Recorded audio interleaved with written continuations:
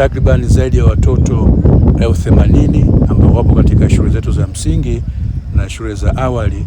Tunatarajia kuwapa chanjo hiyo. Chanjo hiyo itakwenda kupambana na magonjwa haya ya polio kama kinga ya watoto wetu, ili kusudi wasiweze kuathirika na maambukizi hayo ambayo yameonekana katika maji ambayo tunayatumia.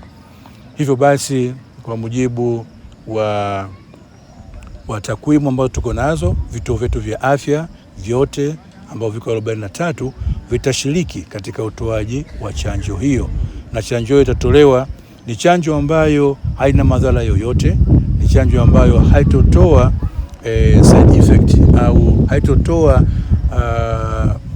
haitotoa shida kwa mtoto yoyote ambaye atapata chanjo hiyo. Rai yangu kwa wananchi wa Ukerewe, hasa wazazi na walezi, tukumbuke kwamba serikali hii ambayo inaongozwa Daktari Samia Suluhu Hassan ni serikali ambayo inamlinda zaidi mwananchi wake katika sekta ya afya.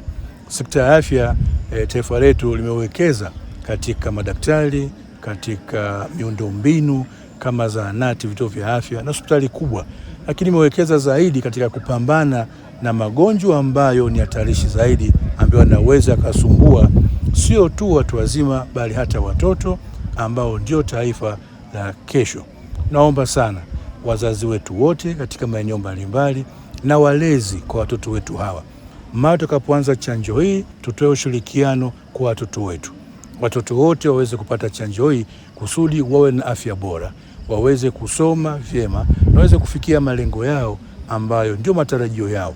Serikali iko makini sana, kwa maana kwamba chanjo zote ambazo zinatolewa zimepitia katika utaratibu wa wizara na kukubalika, haina madhara yoyote.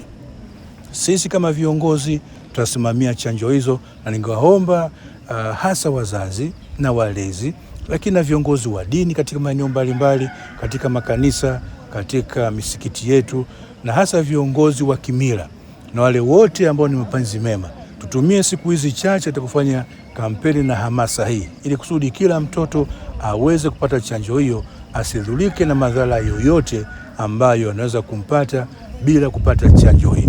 Chanjo hii ni bure na itatolewa kwa wakati wote bila madhara yoyote. Usisahau kusubscribe, like na kubonyeza alama ya kengele. Asante.